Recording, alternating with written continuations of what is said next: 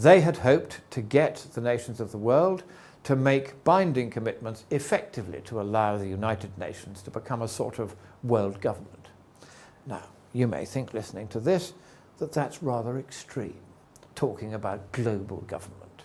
Well, Al Gore's been talking about it, Jacques Chirac of France has been talking about it, Jacques Attali of the European Bank for Reconstruction and Development has been talking about it. An awful lot of politicians have been talking about the desirability of, as they see it, global government.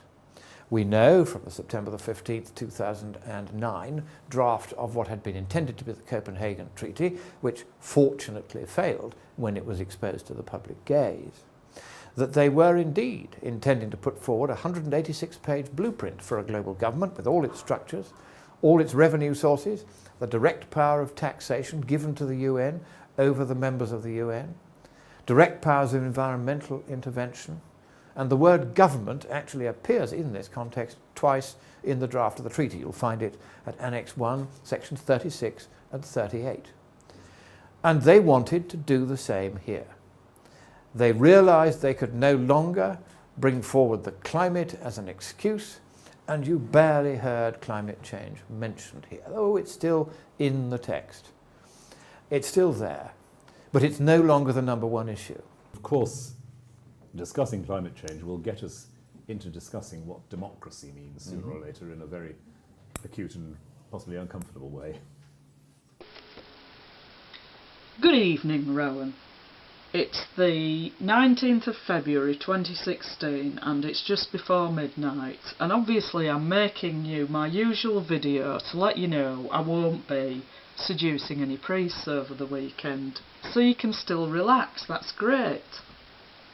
Anyway, I thought we could have some clips which I've named your Copenhagen Collection which have some of your environmental effusions, shall we call them, around the Copenhagen Climate Summit, in which it was hoped by the globalists and their useful idiots like you that we were going to end up with a dictatorial world government who would be taxing us all to death and not letting us heat our houses and dictating in the end, you know, whether we could get married and how many children we could have and where we were allowed to live and all that kind of thing. Anyway, luckily a few people blew the whistle on that, so it never quite happened. You're still hoping, but it didn't happen. And then you tried again in Rio in 2012 and it didn't happen then either. But in addition to the clips that I'm going to play around your environmental effusions around Copenhagen in 2009, the UN Climate Summit there, I thought I could just make some more comments about an article that you wrote about the Pope's bogus encyclical Laudato Si, which was published around May last year, I think. I can't remember exactly when. But anyway, you wrote this article in September. And I'm just going to make a couple of quotations from the last two paragraphs. This is related to your compilation of Copenhagen effusions. So anyway, oh, and I just want to let you know before I start that I've never read an encyclical in my entire life, and I don't think I'm going to be starting now, to be honest. So I haven't read it, I've got no idea what it says, and I don't care. So here we go. This is what you say. In short, this is more than an encyclical on the environment.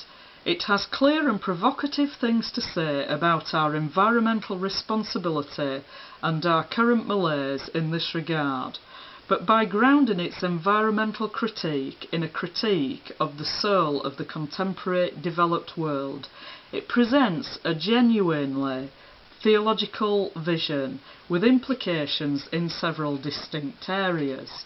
Again echoing things that have been said from the Vatican often enough in the past decade, the issues around environmental risk, prompt some hard questions about how a world still passionately committed to a model of absolute state sovereignty devises effective instruments for international monitoring and sanctioning of ecological threats.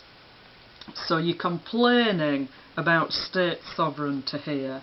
You don't think it's a good thing. We should do away with it, all to protect the environment, of course, just because that would be the best thing to do, and not because the global elite want a world government so they can be in charge of everything, depopulate the earth, tell people where they're allowed to live and how many children they're allowed to have and that kind of thing, and even if they're allowed to have any at all, and to take children off their parents and have them raised by the state. And that isn't a conspiracy theory, by the way. It's published in the United Nations Agenda 21 document, which was written as a kind of blueprint for global government, and is in print, and you can buy it and read it, so that isn't a conspiracy theory. They published it. So moving on to what you say in the last paragraph. This is one area in which the encyclical, like earlier papal pronouncements, you're talking about the world's commitment to a model of absolute state sovereignty here.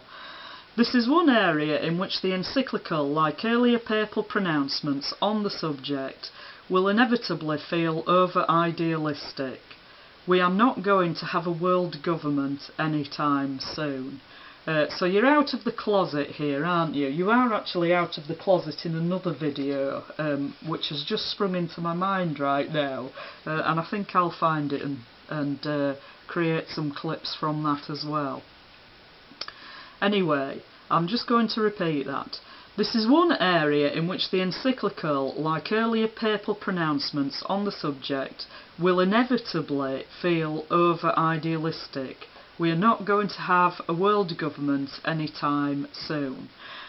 So you think that proposing a world government is overly idealistic. You don't think it's a threat to the people of the world. You don't think it's a bad idea. You don't think it's a terrible idea. You don't think a dictatorial, fascistic one world government is a bad idea at all. In fact, you think it's over-idealistic. Out of the closet at last. This is one area in which the encyclical, like earlier papal pronouncements on the subject, will inevitably feel over-idealistic. We are not going to have a world government anytime soon. Well, we would have had one already if they'd signed the agreements in 2009, if people hadn't blown the whistle on it.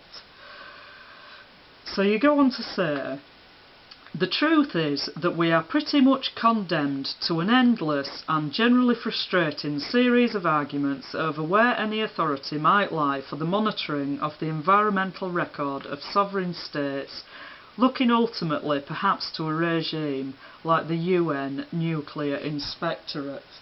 Well, I just want to talk about corruption in politics for a moment, because I'm wondering who these incredibly virtuous and blameless people are who are going to be going round the world inspecting sovereign states and are not going to be able to be bribed by wealthy and powerful people and by the global elite, and are not going to be controlled by them.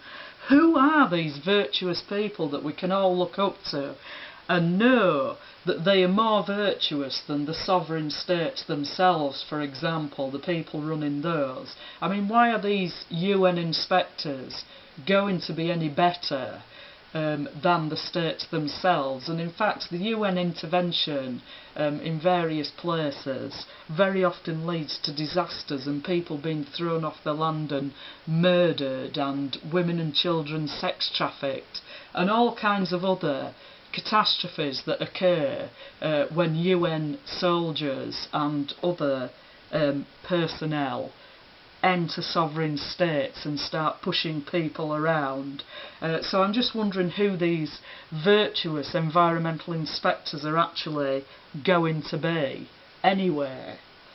And also you compare this to a regime, you say, like the UN Nuclear Inspectorate. Do you mean the UN Nuclear Inspectorate that persecutes Iran because they haven't got a Rothschild central bank? And doesn't say anything about all the nuclear weapons that Israel has got that they're pretending they haven't got? Is that the kind of inspectorate that you mean? Because the Rothschilds own Israel. They're not bothered about Israel. That's why they're persecuting Iran, because they're not in control of Iran. So this is the kind of UN inspectorate on the environment that we want, is it? One like the UN Nuclear Inspectorate. The Rothschilds do own Israel, by the way. It was promised to the Rothschilds by the British government in 1917, and you can see the letter on the internet that promises Palestine to the Rothschild dynasty. And I will be saying more about the Rothschild dynasty on Sunday in relation to your environmentalist outpourings. But I'll leave it there for now, and I shall put all my clips in the Copenhagen Collection. Hasta la vista. Sustainable development has become the popularized expression for Agenda 21. Agenda 21 is the 1992 United Nations Rio Declaration on the Environment and Development. Agenda 21 defines itself as the comprehensive plan of action to be taken globally, nationally, and locally. The red are areas that are to be off limits to human beings. If you live there, you won't. The black areas, the black dots, are the smart growth zones that for human beings are to be stacked and packed and children cared for by the state.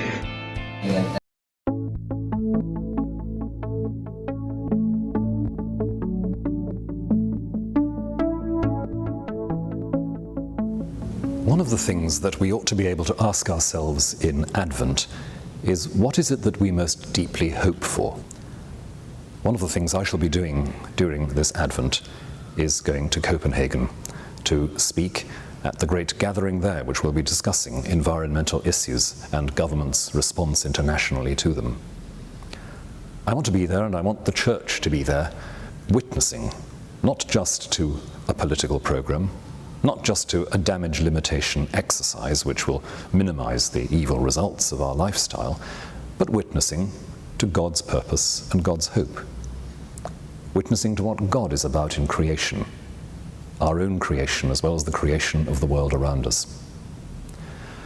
So during this Advent, let your prayers be in that direction.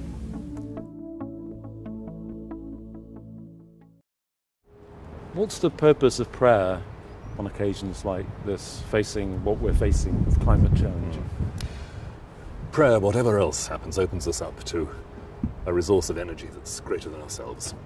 It's an act of faith, it's an act of trust in something more than ourselves and the deepest structures of reality. We hope and trust that by doing the right thing, change will happen.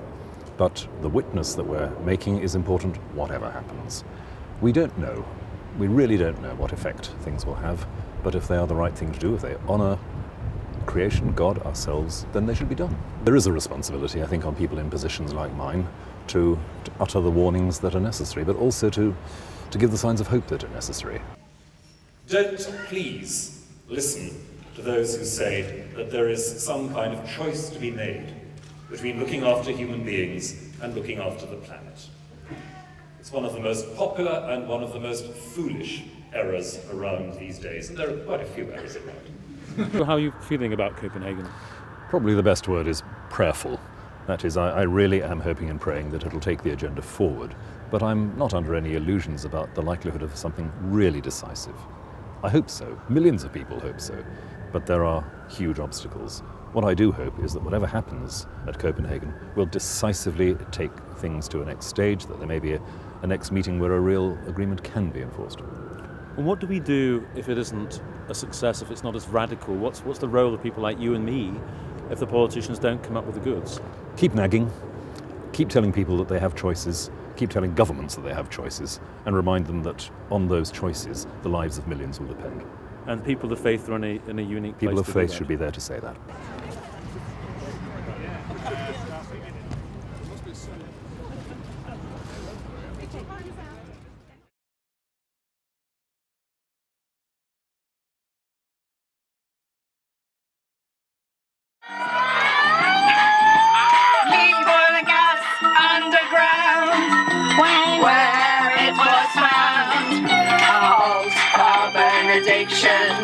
Reshape predictions. The chance to change has nearly gone. Renewable is the only one. The final sources of energy. Solar, wind, tidal, electricity. I don't understand how environmentalism and capitalism can get on. Capitalism is at odds with environmentalism in a big way. The fact that any savings that businesses make, they're bound to economically pump them into expanding their enterprises and creating more profit is inherent within the system. Capitalism in general is just a perverse concept, and I think that climate change is one of the very clear examples of how this affects our very daily lives. Capitalism is at odds with environmentalism, so capitalism must go.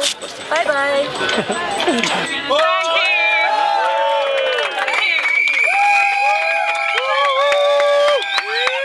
Welcome to Copenhagen and welcome to Faith at the Summit.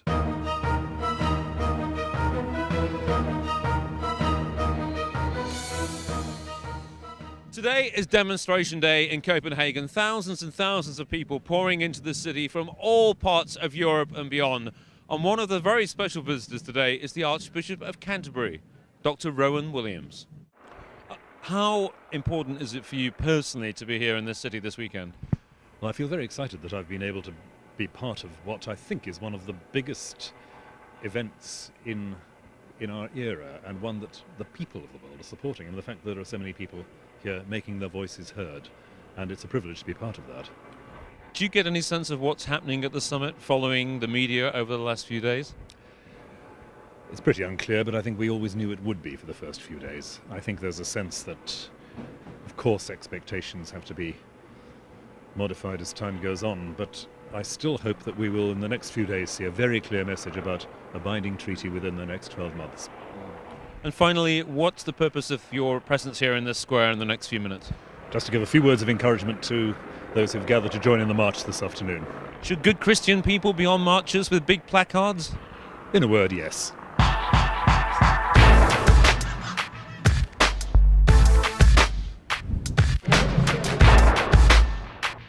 Of the world. It's a privilege to be with you today, and a privilege to be part of one of the most important events that we're likely to see in our lifetime. You, and I hope I too, are going to try and help our leaders to lead. Of course, discussing climate change will get us into discussing what democracy means sooner or later in a very acute and possibly uncomfortable way. Why did you feel it was important to come here to Copenhagen?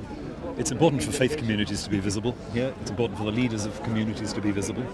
And I hope that some things that the communities of faith across the world, especially the Christian churches, are saying will really help to give some leverage in this situation. What do you hope to see come out of the conference?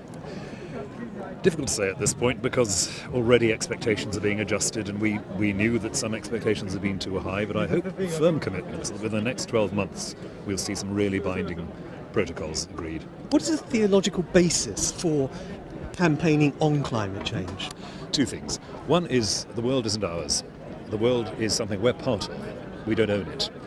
And God's given us responsibilities in the world for care and nurture of the actual material world we're in, and of one another. Second thing is it's about justice. Climate change weighs most heavily on those least powerful, least advantaged in the world. There's a clear imperative there. And lastly, what's your message for the Christian Aid campaigners who have, in some cases, cycled here and in other cases come by train and coach? My message is that I'm glad that they're here. I think it's a hugely important witness. I wish them every blessing and every success. Thank you very much. Thanks. Thank you.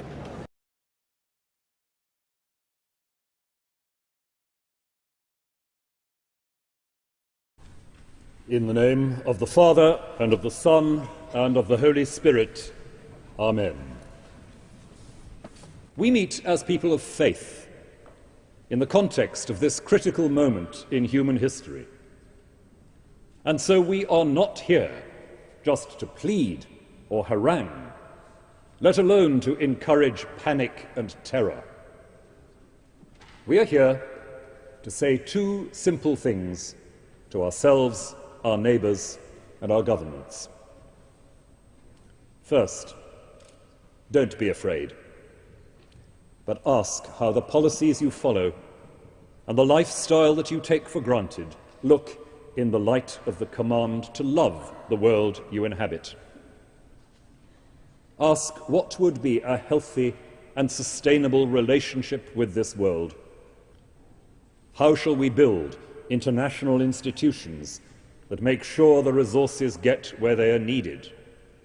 That, for example, green taxes will deliver more security for the disadvantaged.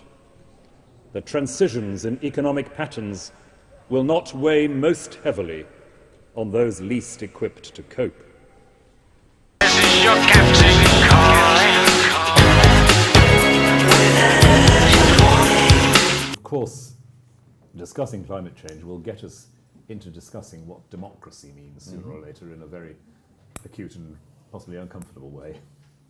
I don't know what's wrong or right. I ain't ever been to church or believed in Jesus Christ. But this is your captain calling.